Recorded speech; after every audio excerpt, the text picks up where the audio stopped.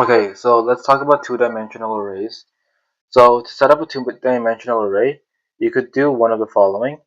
So let's do int. So we do double square bracket, name equals new int. Then there has to be double square brackets, and we declare the size. So let's do size of 3. So this is one way you can set up your two-dimensional array, or you could do the following. Both should be fine, but the preferred way is doing it this way. What did he even name it?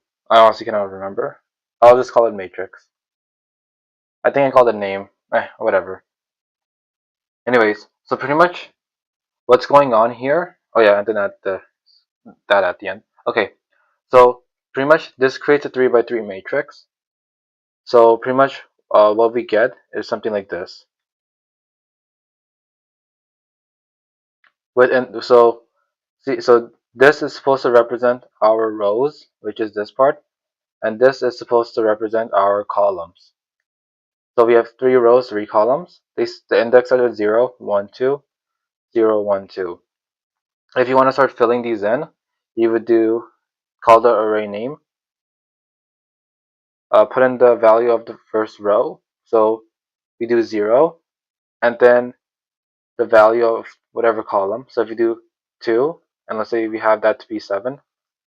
So 0, 0, then 2, we put 7 here. Okay? And then we just do this manually for all of them. But what we can do instead is do the following. So we do curly brackets, and inside those curly brackets is another set of curly brackets. And let's do 1, 2, 3. Close that curly bracket. So pretty much what we're seeing here is going to be 1, 2, 3, 4, 5, 6, 4, 5, 6, then 7, 8, 9, and then 7, 8, 9. Okay? So let me show you what's going on. Hold on.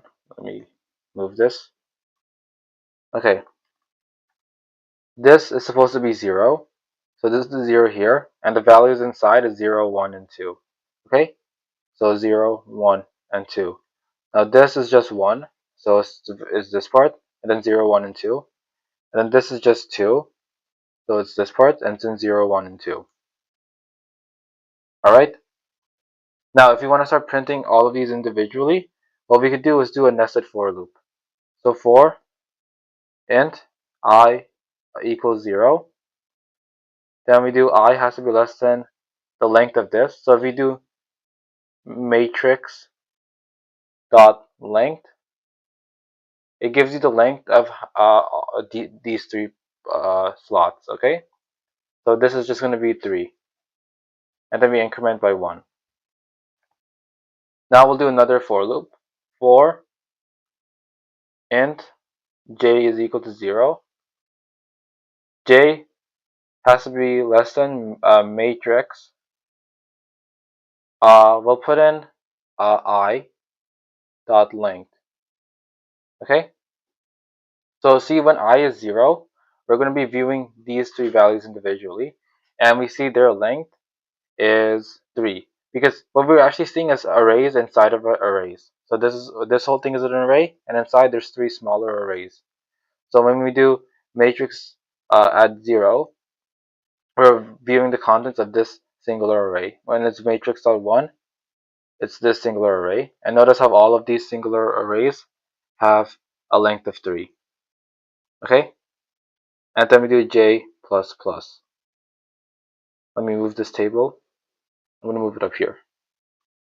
Alright, now we do system dot out dot print line. Then we do matrix I and then j. Okay? Because we need our rows going last, because we need to first print out our columns first. Okay? So this is going to print out 1, 2, 3, 4, 5, 6, 7, 8, 9. and so on and so forth. Okay? Another way you can do it is this way instead. What you can do is do for int square bracket, then name this whatever you want. Let's call this row, and then you call the array name. So the array name was matrix, and then inside is another for loop. You do int again. You call this whatever you want. So let's call this columns. So call, and then you pass in row. So whatever the last one was, and then you print everything out.